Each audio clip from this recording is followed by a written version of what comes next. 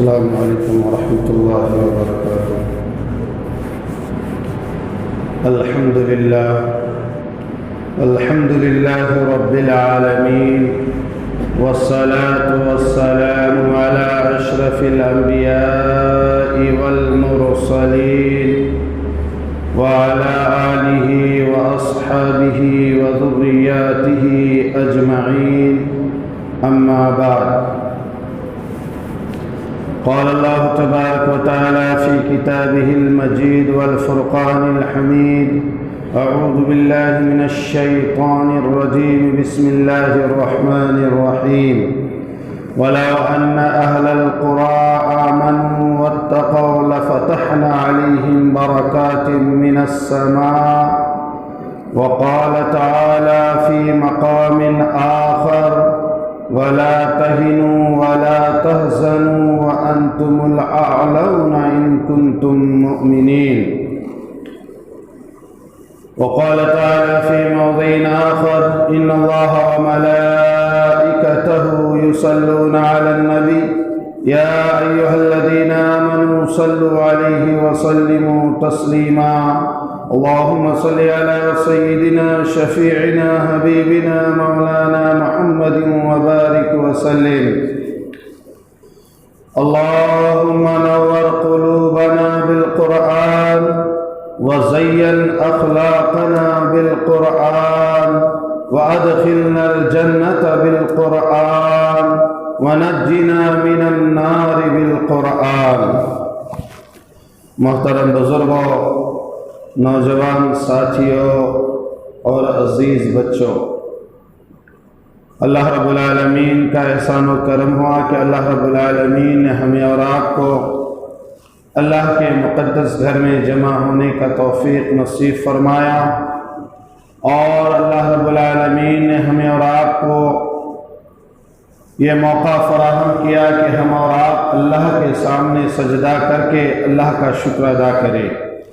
اللہ رب العالمین سے دعا ہے اللہ رب العالمین ہمارے مل جل کر بیٹھنے کو اور یہاں جمع ہونے کو قبول فرمائے اور آخرت میں نجات کا ذریعہ بنائے۔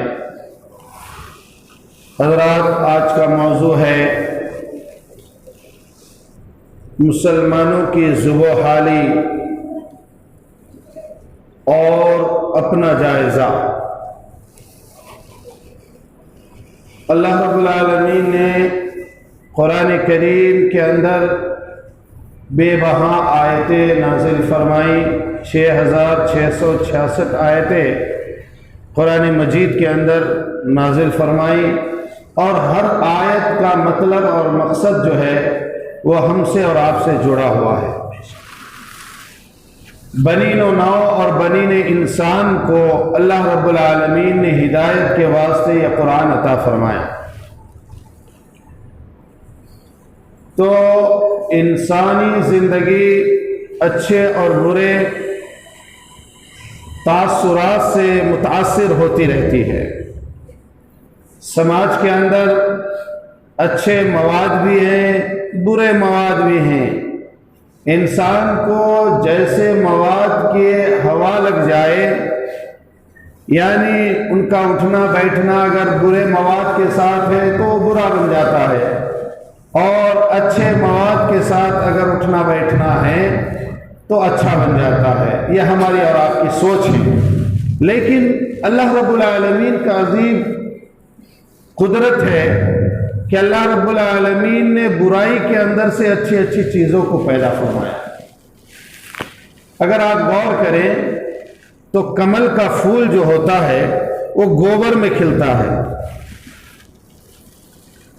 لہذا انسانوں کو اللہ رب العالمین دعوت دے رہے کہ اپنا جائزہ لو، تم کہاں کھڑے ہو۔ اور قرآن مجید کے اندر ایک آیت ہے جس میں یہ کہا گیا ہے کہ اچھا یا برا جو بھی تمہارے ساتھ ہو رہا ہے اس کے ذمہ دار تم خود ہو۔ کیا؟ ظہر الفساد فی البر والبحر بما کسبت ایدی الناس، کہ انسانوں کے ساتھ اگر اچھا ہو رہا ہے تو اس کا ذمہ دار بھی وہ خود ہے، اگر برا ہو رہا ہے تو اس کا ذمہ دار بھی وہ خود ہے، کوئی اور نہیں ہے۔ لہذا مثال کے طور پر اگر دیکھیں تو ہم اور آپ جو ہے ہندوستان میں رہتے، ہندوستان کی تاریخ تھوڑا بہت پڑھے بھی ہیں، تو ہندوستان میں ایک بادشاہ ایسا گزرا ہے جس کا نام محمد شاہ روشن اختر تھا، اور یہ حضرت اورنگزیب عالمگیر رحمۃ اللہ علیہ کی نسل سے تھا۔ حضرت عالمگیر رحمۃ اللہ علیہ یا ان کے آباء و اجداد جو بھی یہاں آئے تو انہوں نے اس ملک کے اندر جو ہے ترقیات پیدا فرمائی، لوگوں کے لیے سہولیات کو پیدا فرمایا۔ تو جب تک یہ بزرگ تھے تب تک کسی دشمن کی جو ہے اس ملک کے طرف دیکھنے کی ہمت نہیں ہوتی تھی، لیکن جب انہی کے نسل میں کچھ ایسے بادشاہ آئے تو دشمنوں نے جو ہے اس کے اوپر نظر گڑا لی۔ یہ مختصر میں واقعہ بول کے سمجھانے کے لیے، تو ان کی نسل سے یہ جو محمد شاہ روشن اختر تھا، اس کو مورخین نے اس کی عادت و اطوار کے لحاظ سے اس کے نام کو بدل دیا، کہا محمد شاہ رنگیلا۔ ہسٹری میں آپ اگر دیکھیں گے محمد شاہ رنگیلا تو اس کا اوریجنل نام روشن اختر ہے۔ تو اس کی جو حکومت تھی وہ حکومت باپ دادوں نے کر کے دیا تھا، انتظام کر کے دیا تھا، لمبا چوڑا افغانستان، سری لنکا، نیپال اور جو ہے پاکستان، بنگلہ دیش، انڈیا، یعنی یونائٹڈ انڈیا جو ہے ابھی ہم جو جانتے ہیں جس کا 3 حصہ ہو چکا ہے، اس سے قبل جو ہے اور بھی بہت سارے ملک تھے۔ ان تمام ملکوں کے اوپر جو ان کی حکومتیں تھیں۔ تو اب حکومت جنہوں نے خون پسینہ بہا کر بنایا ان کو معلوم ہو اس کی قدر کیا ہے، تو باپ دادا کا دیا ہوا ایک ورثہ اور وراثت آ رہی تھی، تو اس کو جو ہے جب حکومت ملی تو اس نے کیا کیا، اس نے اپنے حکومت کے جانوروں کو منسٹر بنانا شروع کیا۔ آپ کبھی سرچ کریں یا پھر تاریخ کی کتابیں پڑھیں، یہ تمام باتیں آپ کو ملیں گی۔ جس گھوڑے کے اوپر وہ سواری کرتا تھا اس گھوڑے کو اس نے منسٹر بنا دیا، اور اس کے مزاج میں یہ تھا جس کو چاہتا سڑک کا چلتا ہوا آدمی کو اٹھا کر وہ منسٹر بنا دیتا، 2-3 دن رکھتا، پھر تیسرے دن جو ہے اس کو کیا کرتا، جیل خانے بھیج دیتا۔ اور عریانت عام ہو چکی تھی، بے حیائی عام ہو چکی تھی، شراب پینا، عورتوں کے ساتھ بدتمیزی کرنا، یہ تمام چیزیں عام ہو چکی تھی۔ مردوں کو گھنگرو پہنا دینا، مردوں کو سلوار پہنا دینا، عورتوں کا لباس پہنا دینا، عورتوں کو ننگے آنے کے لیے کہنا اور خود ننگا آ جاتا، اور وہاں کے جو قاضی صاحب تھے وہ قاضی صاحب کو جو ہے شراب سے وضو کروانا، یہ اس کے جو ہے نمایاں اعمال تھے۔ تو جب انسان گناہ میں ڈوبتا ہے سب سے پہلے اس کا روح جو ہے وہ کمزور ہو جاتا ہے، اس کی روح کمزور ہو جاتی ہے، اس کی ذہنیت کمزور ہو جاتی ہے۔ تو روح کمزور جب ہو گئی اور ذہنیت بھی کمزور ہو گئی تب کیا انسانی جسم بھی کمزور ہونا شروع ہو جاتا ہے۔ اور آج تک چھوٹا سا تجربہ ہے میرا، میں نے کسی عیاش کو طاقتور نہیں دیکھا۔ جو ظلم کرنے والے ہوتے ہیں وہ طاقتور نہیں ہوتے، جو عیاشی کرنے والے ہوتے ہیں، شراب پینے والے ہوتے ہیں، عورتوں سے جو ہے زنا کرنے والے ہوتے ہیں، اللہ اس کی طاقت کو چھین لیتا ہے، وہ گناہوں میں ڈوب جاتا ہے۔ بہرکہ جب محمد شاہ رنگیلا گناہوں میں ڈوب گیا تو ایک کسی دوسرے ملک کے بادشاہ نے، نادر شاہ نے حملہ کر دیا، اور اس حملہ کا نتیجہ یہ ہوا کہ 100 کروڑ روپے دے کر اپنا جان بچانا پڑا اور 1.5 لاکھ لوگوں کو اپنی قربانی دینی پڑی، اور ملک کے اندر جو کوہ نور تاج یہاں موجود تھا اس ملک میں، اس کو اپنے ساتھ لے گیا۔ یہ مختصر میں بتایا ایک مثال کے طور پر۔ تو یہ اتنا بڑا خامیازہ اور اتنا بڑا جو ہے نقصان کیوں ہوا؟ اس لیے ہوا کہ اس کی ذہنیت، اس کی روحانیت گندی ہو چکی تھی اور وہ نشے میں رہنے لگا تھا، اور وہ جو ہے جب جنگ ہو رہی تھی کہاں؟ کرنال میں، تو جو اس کے توپ تھے، حکومت کے توپ تھے، وہ حکومت کے توپ لے جانا بھول گیا، کیسا بادشاہ تھا، اور ہار اس کے قسمت میں آ گئی۔ چنانچہ میرے محترم بزرگ اور دوستو، یہ جو ذوب و حالی ہے، یہ ذوب و حالی کیوں آئی؟ اس کے پیچھے وجہ کیا ہے؟ قصہ کہانی اور تاریخ سنانا مقصد نہیں ہے۔ ہم سے زیادہ آپ لوگ انٹیلیجنٹ ہیں، ہم سے زیادہ جانکار لوگ آپ ہیں، آپ تاریخ پڑھ چکے ہیں، آپ جو ہے بچپنے میں ان تمام باتوں کو سن چکے ہیں۔ مقصد یہ ہے اس کی تجزیہ اگر کرنا چاہیں تو تجزیہ یہ ہے، جب تک اس روح کے اندر اسلام کی غذائیت رہتی ہے تب تک جو ہے یہ روح، یہ دماغ، یہ ذہنیت، یہ جسم، سب کے اندر جو ہے اللہ کی غیبی طاقت شامل حال رہتی ہے۔ اور جب جو ہے اللہ کے احکام ہمارے زندگی سے نکل جاتے ہیں تو ہمارے روح گندے ہو جاتے ہیں، ہماری ذہنیت گندی ہو جاتی ہے، ہمارا جسم گندا ہو جاتا ہے، ہمارے اندر وہ طاقت نہیں رہتی کہ اچھا کو اچھا کہہ سکے، برا کو برا کہہ سکے۔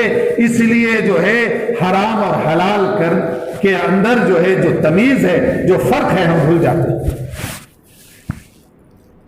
یہ ہے تو اس کو علماء نے 4 چیزوں کے ساتھ جو ہے تعویل کیا کہ ہم کیسے جائزہ لیں۔ جائزہ لینا ہے تو 1 2 3 4 پوائنٹ کے اوپر جو ہے ہم کو تبصرہ کرنا پڑے گا۔ بندہ ادھر کیا بولتا ہے؟ یا اللہ، جب ذوب و حالی آتی ہے اللہ کے سامنے روتا ہے، حالانکہ رونا بھی چاہیے۔ اللہ کے سوا کوئی ہمارا ماوا اور ملجا نہیں ہے، اللہ کے سوا ہمارا کوئی دوسرا معبود نہیں ہے۔ ہم کو یعنی بندوں کو اگر کوئی تکلیف پہنچتی ہے تو شکایت اللہ ہی سے ہونا چاہیے۔ چنانچہ جب انسان جو ہے دنیا کے تمام چکر کاٹ کر بے لاغر ہو جاتا ہے اور دنیا سے جو ہے بے لوث ہو جاتا ہے، نا امید ہو جاتا ہے، تو اللہ کے سامنے جھک کر کہتا ہے یا اللہ میری حالت دے۔ تو اللہ رب العالمین جواب میں کہتے ہیں میرے بندے اپنے اعمال کو دیکھ۔ تو سب سے پہلے ہمارے اعمال درست ہونا چاہیے۔ اللہ رب العالمین نے قرآن پاک کے اندر فرمایا ظہر الفساد فی البر والبحر بما کسبت ایدی الناس۔ جو اچھائی اور برائی ظاہر ہو رہے دنیا میں تمہارے آنکھوں کے سامنے، یہ تمہارے کیے ہوئے اعمال کا نتیجہ ہے۔ چنانچہ اب ہمیں تبصرہ کرنے کی ضرورت ہے کہ ہمارے اعمال کی وجہ سے اگر ایسا ہو رہا ہے تو ہمارے اعمال کو ہم سدھاریں۔ اگر ہمارے اعمال سے ہمارا رب راضی نہیں ہے تو اپنے رب کے سامنے توبہ کرے، استغفار کرے، اپنے رب کو راضی کرنے کے لیے جو ہے کوشش کرے۔ مان لیجئے آج اگر کسی بندے کو کسی نیک عمل کرنے کے لیے دعوت دی جاتی ہے تو دنیا کے اسباب دکھاتا ہے۔ ہمارے ذہنوں میں کیا ہے؟ پہلے دنیا سنور جائے پھر آخرت سنواریں گے، اعمال سنواریں گے۔ ایسا نہیں، اللہ کا قانون ایسا نہیں ہے۔ اللہ کا قانون یہ ہے پہلے اعمال درست کر لو، ہم تمہارے حالات درست کر دیں گے۔ اللہ رب العالمین تغیر الاحوال ہے، اللہ رب العالمین مغیر الاسباب ہیں۔ آپ کے حالات بدلنے کی طاقت اللہ کے پاس ہے۔ ہمارے اسباب، ہماری زندگی اچھی کیسے ہو جائے، اس کی طاقت اللہ کے پاس ہے۔ اگر اللہ کے پاس یہ طاقت نہ ہوتی تو پورے دنیا کے اندر نہ جانے کتنے لوگ ہیں۔ اب ہر انسان چاہتا کہ میں اچھا بن جاؤں، ہر انسان چاہتا میرے پاس محلات ہو جائے، ہر انسان چاہتا ہے کہ میں بڑا سے بڑا حاکم بن جاؤں، لیکن اللہ رب العالمین اسی کو حاکم بناتا ہے جس کو پسند فرماتا ہے۔ اللہ رب العالمین اسی کو مال و دولت عطا کرتا ہے جس کو وہ چاہتا ہے۔ تو انسانوں کے چاہنے سے کچھ نہیں ہوتا، اللہ رب العالمین جس کو چاہتا ہے اسی کو جو ہے کامیابی اور کامرانی دیتا ہے۔ چنانچہ ایک مشین ہے، اب مشین جو ہے اس کو بند کرنے کے لیے ایک سوئچ ہے، اگر انسان اس سوئچ کو نہ دبا کر اس مشین کے ساتھ دن رات جو ہے لڑتا رہے، بند ہو جا بند ہو جا بند ہو جا، بند ہوگا کیا؟ کبھی بند نہیں ہوگا۔ اس لیے بند نہیں ہوگا کہ اس کو بند کرنے کا طریقہ ہے۔ اس کو بند کرنے کے لیے جو مینوفیکچرر ہے ایک سوئچ بنایا ہے، اس سوئچ کو دبائے تو بغیر طاقت کے وہ بند ہو جاتا۔ تو اللہ رب العالمین ہمارے اور آپ کے مینوفیکچرر ہیں، اللہ رب العالمین اس دنیا کے مینوفیکچرر ہیں، اللہ رب العالمین نے اس دنیا کو چلانے کا، اس کے انتظامات کا جو ہے بار اٹھایا ہے، بیڑا اٹھایا ہے۔ چنانچہ اللہ کے مطابق ہماری زندگی چلنی چاہیے، تبھی جو ہے اللہ رب العالمین ہمارے حالات بدلیں گے۔ اور ایک بات یاد رکھیے کہ پیسہ ہو جانا یہ حالات بدلنے کے اور دلائل نہیں ہے۔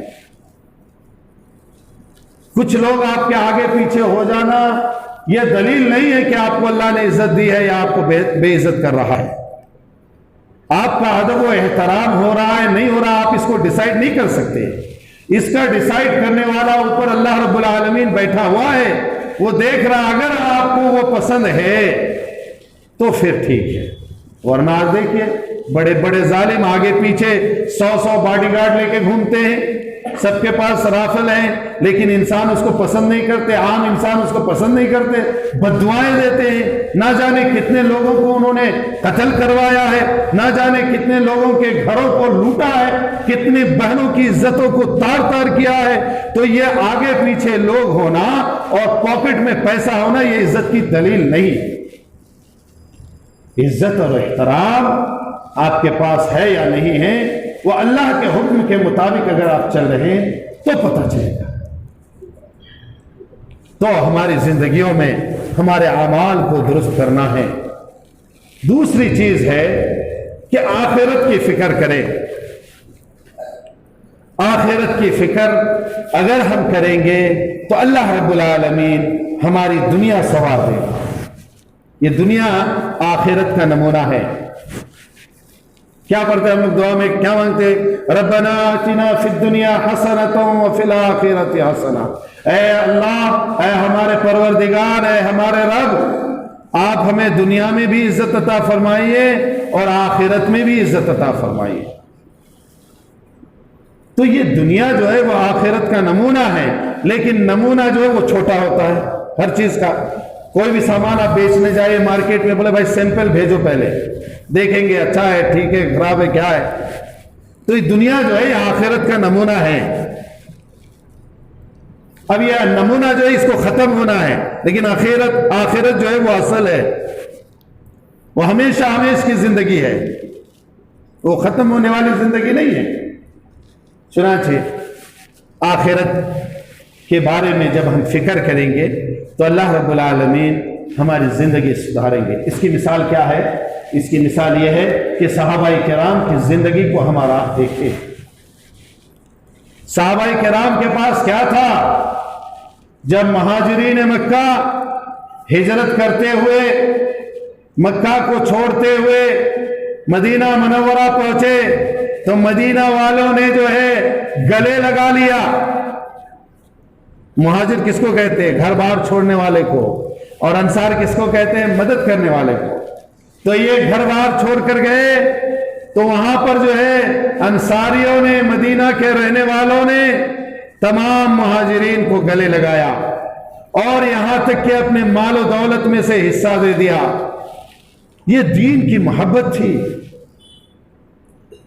تو جب ہمارے زندگیوں میں دین آ جائے گا اور دین کے اوپر ہمارا عمل ہونے لگے گا تو اللہ رب العالمین ہمارے مال و دولت کے اندر بھی جو ہے اضافہ فرمائے گا، ہمارے زندگیوں میں برکت عطا فرمائے گا۔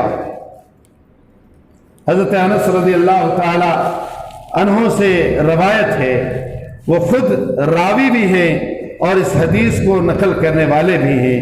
چنانچہ انہوں نے کہا کہ اللہ رب العالمین نے اسلام آنے کے بعد ہم لوگوں کو اتنی عزت دے دی اور اتنا مال و دولت دے دیا کہ جن کلہاڑیوں سے ہم لکڑی کاٹا کرتے تھے جنگل میں، ان کلہاڑیوں سے ہم سونے کے اینٹ کو کاٹا کرتے تھے۔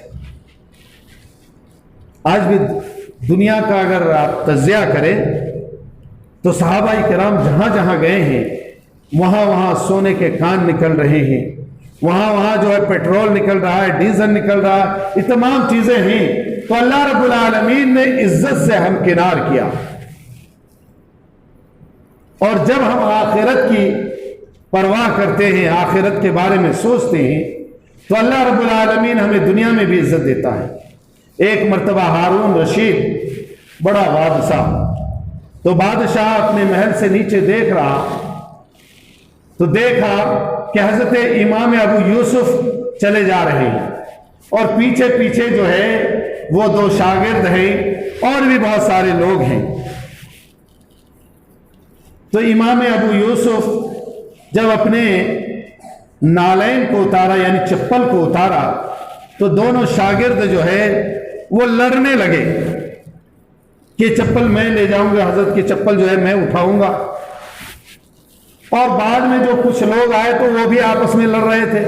تو ہارون رشید کے دل میں یہ خیال آیا کہ بادشاہ تو ہم ہیں، میری چپل اٹھانے کے لیے کوئی نہیں آگے آتا اور یہاں تو مسابقہ ہو رہا ہے۔ دیکھا کہ دونوں شاگردوں نے دو پاؤں کے دونوں چپلوں کو ایک ایک لے لیا۔ اب دونوں کو یہ ہرس تھی کہ وہ چپل مجھے مل جائے، دوسرے کو ہرس تھی کہ یہ چپل مجھے مل جائے۔ ایک جوڑا چپل لے کر جو ہے حضرت کی چپل لے کر میں آگے بڑھوں حضرت کی خدمت میں، تو آپس میں لڑنے لگے۔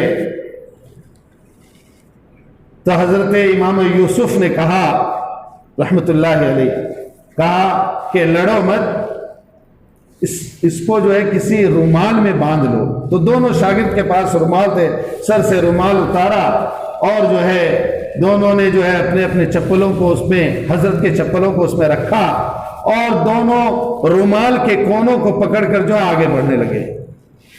تو بیوی نے پوچھا ہارون رشید سے کہ کیا بات ہے، بہت زیادہ جو ہے فکر مند نظر آ رہے ہو۔ تو ہارون رشید رحمت اللہ علیہ نے کہا کہ لوگ ہمیں بادشاہ کہتے ہیں، لوگ ہمیں بادشاہ کہتے ہیں، بھلا بتاؤ آج تک کوئی ایسا آیا کہ میرے چپلوں کو اٹھا کر جو ہے لے کر چلتا ہو؟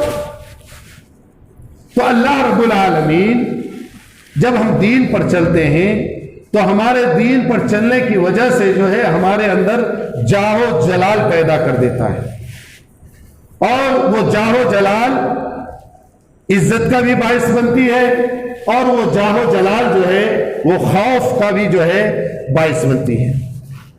چنانچہ جب ہم ان تمام چیزوں کے اوپر عمل کریں گے تو اللہ رب العالمین ہمیں دنیا میں بھی عزت دے گا اور آخرت میں بھی عزت دے گا۔ ایک مرتبہ حضرت امیر المومنین عمر فاروق رضی اللہ تعالی عنہ، مال و دولت اتنی تھی کہ آج بھی شاید مجھے معلوم نہیں، کنفرم نہیں ہوں میں، لیکن سنا ہوں کہ سعودی عرب کے اندر بچہ پیدا ہوتے ہی وظیفہ شروع ہو جاتا۔ تو حضرت امیر المومنین عمر فاروق رضی اللہ تعالی عنہ کے زمانے میں آپ خلیفہ ہیں، آپ نے یہ اعلان کر دیا کہ جب تک بچے دودھ پیتے رہیں گے ان کو وظیفہ جو ہے نہیں ملے گا۔ सरकारी वजीफा नहीं मिलेगा, हुकूमत की तरफ से कुछ भी नहीं मिलेगा। तो आपको ये आदत थी कि आप रात को जो है महल्लों में टहला करते थे और बहुत होशियार आदमी थे आप। तो देखा एक माँ जो है अपने बच्चे को रोटी का टुकड़ा खिला रही है, बच्चा जो है इनकार कर रहा है खाने से, फिर उसको खिला रही है और बच्चा जो है फिर इनकार कर रहा है। और इत्तफाक से वो औरत जो है हजरत उमर फारूक को कभी अपनी जिंदगी में देखा ही नहीं। तो आप गए और पूछा कि इस बच्चे को रोटी क्यों खिला रही हो? कि इसलिए रोटी खिला रही हूं ताकि दूध जल्दी से जल्दी छोड़ दे और दाना खाने की आदत पड़ जाए, ताकि हुकूमत से जो है वजीफा मिलना शुरू हो जाए। हजरत उमर फारूक रज़ी अल्लाह तआला अन्हु को पछतावा हुआ, रोने लगे, अल्लाह से माफी मांगने लगे कि अल्लाह मेरे इस हुक्म के वजह से ना जाने कितने बच्चों को जबरदस्ती जो है दूध की जगह जो है गल्ला खिलाया गया हो। तेरा हुक्म तो यह है कि इतने दिनों तक बच्चे जो है दूध पिएंगे, लेकिन मेरे हुक्म की वजह से जो है माएँ अपने बच्चों को दूध पिलाने की जगह जो है जबरदस्ती जो है उनको जो है रोटी और चावल खिलाने की कोशिश कर रही। नमाज में खड़े हुए रोने लगे, गिड़गिड़ाने लगे, बड़ी तड़प आ गई आपकी जिंदगी में। और फौरन जो है फजर में गए मस्जिद को, और मस्जिद में जाने के बाद नमाज पढ़ी और मिंबर पर बैठ गए। कहा अल्लाह माफ करे उमर को, खुद उमर हैं, अमीरुल मोमिनीन हैं। तो तमाम सहाबा किराम मुंह के तरफ देखने लगे, क्या मामला आ गया, क्या पेश आ गया। अमीरुल मोमिनीन आप खुद जो है अमीर हैं हमारे, और आप अपने बारे में जो है इस तरह दुआ कर रहे हैं। कहा सुनो, ये पूरा वाकया सुनाया, वक्त चूंकि कम है। सुनाने के बाद कहा कि आज से मैं ऐलान करता हूं कि जितने भी बच्चे पैदा होने वाले हैं, पैदा होंगे, उनको जो है सरकार की तरफ से वजीफा उसी दिन से मिलना शुरू हो जाएगा जिस दिन वो बच्चा पैदा होगा। तो अल्लाह का जो एक खौफ है वह हमारी जिंदगी में आना, अल्लाह का खौफ अगर हमारी जिंदगी में आ जाएगा तो इंशाअल्लाह अल्लाह की रहमतें भी हमारे ऊपर नाजिल होंगी।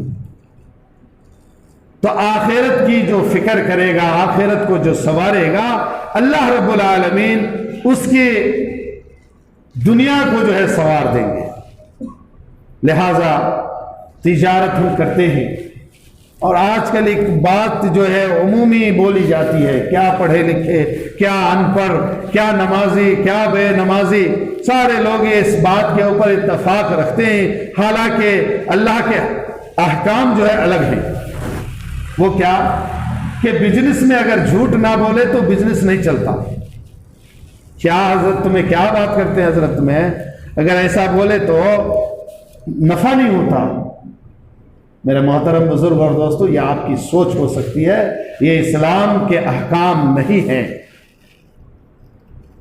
जिस चीज में आप झूठ बोल रहे हैं और अल्लाह से उम्मीद रखते हैं कि अल्लाह इसमें बरकत देगा, हरगिज ऐसा नहीं हो सकता।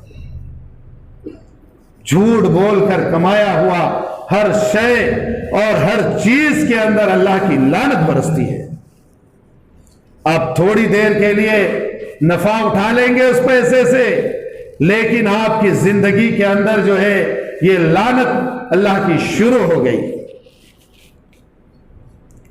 तो अल्लाह से डरने की जरूरत है। अल्लाह से हम डरेंगे तो हमारी जिंदगियों में खैर और बरकत नाजिल होंगे। आज लोग जो है परेशान हैं, आज लोग जो है एक दूसरे से गिला करते हैं। हजरत माँ भी बीमार, बेटी भी बीमार, बीवी भी बीमार, मुझे भी शुगर है, फला है। हयात मौत अल्लाह के हाथ में है, बीमार होना अच्छा होना यह भी अल्लाह के हाथ में है। लेकिन जिस तरह आप शिकवा शिकायत करते हैं कि हमारे तबीयत अच्छे नहीं है, तो हमारे आमाल के अंदर भी तो गौर करो भाई। اعمال کو غور کیوں نہیں کرتے؟ تو اللہ رب العالمین نے یہ دوسرا ایک نقطہ انسانوں کے سامنے رکھا، اور تیسرا نقطہ کیا ہے کہ ہمارے زندگیوں میں جو ہے ہم اللہ کے ساتھ تعلق سنوارنا شروع کر دیں۔ کیا مطلب ہے کہ جب ہمارا تعلق اللہ کے ساتھ اچھا ہو جائے گا، پہلا تک کیا تھا؟ اعمال کو درست کرنا، دوسرا کیا تھا؟ آخرت کو سنوارنا، اور یہ تیسرا کیا ہے؟ تیسرا ہے کہ اللہ کے ساتھ ہمارا تعلق اچھا ہو جائے۔ اللہ کے ساتھ جب ہمارا تعلق اچھا ہو جائے گا تو اللہ رب العالمین اپنے مخلوق کے دلوں میں ہماری محبت بھر دے گا، لوگ ہماری عزت کریں گے۔ ہاں، یہ تعلق جو ہے دکھاوا نہیں ہونا چاہیے، ڈو نہیں ہونا چاہیے۔ بہت سارے لوگ ڈو کرتے ہیں، بہت بڑا دیندار بھائی ہے، لیکن کیا ہے، جو ان کے وہ ڈو کرنے کی وجہ سے جو بھی اللہ کے نیک بندے ہیں ان کی بھی بدنامی ہوتی ہے۔ تو بدنامی نہیں کرنا۔ اللہ کے سامنے اگر ہم رو رہے ہیں تو خالص اللہ کی ذات ہمارا مراد ہونا چاہیے، اور کوئی نہیں۔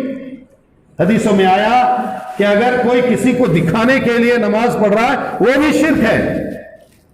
اگر کسی کے دل میں امپریشن پیدا کرنے کے لیے، اثر پیدا کرنے کے لیے لمبی سجدہ کر رہا ہے یا رکوع لمبا کر رہا ہے وہ بھی شرک ہے۔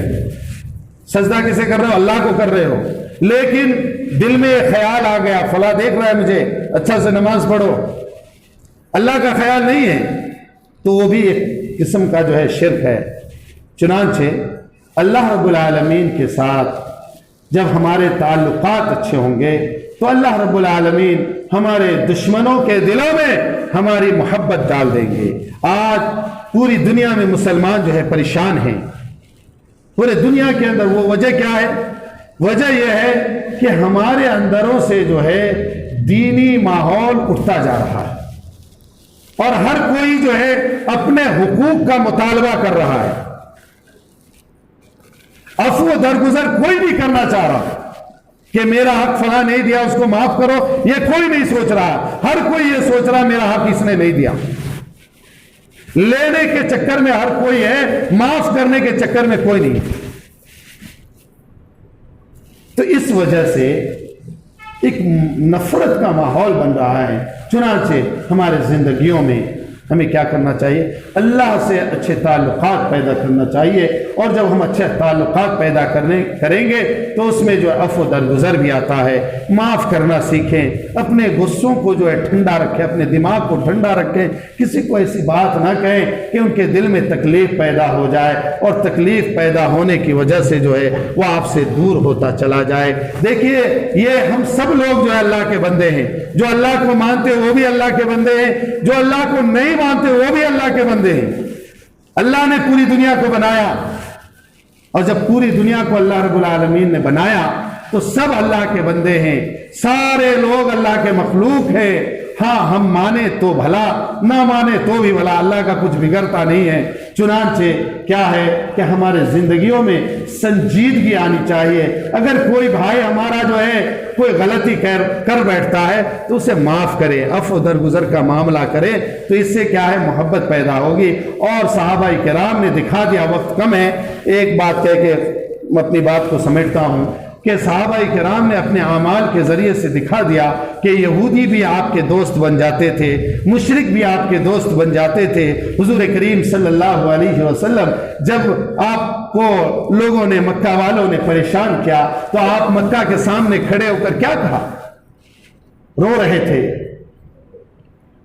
کہا اے بیت اللہ، دنیا میں جتنے لوگ ہیں سب سے زیادہ مجھے تم سے محبت ہے، لیکن یہ تمہارے آس پاس جو لوگ ہیں وہ مجھے یہاں رہنے نہیں دیتے، اس لیے میں تمہیں چھوڑ کر جا رہا ہوں۔ تو جب وہ چھوڑ کر جا رہے تھے، جان کے پیاسے تھے لوگ، لیکن جب 10 سال کے بعد جب فتح مکہ بن کر آئے، آپ نے معافی جو ہے عام کر دی، تو لوگ جو بڑا سے بڑا آدمی تھا آپ کے قدموں میں آ کے گر گیا، آپ کا غلام بن گیا، وہ کیا چیز تھی؟ وہ اخلاق ہے۔ چنانچہ میرے بھائیوں، ہماری زندگیوں میں جو ہے عفو درگزر کا معاملہ ہونا چاہیے۔ ہم اپنے دماغوں کو ٹھنڈا رکھیں، کول مائنڈ رہیں، اور جو ایک دوسرے کو معاف کرنا سیکھیں۔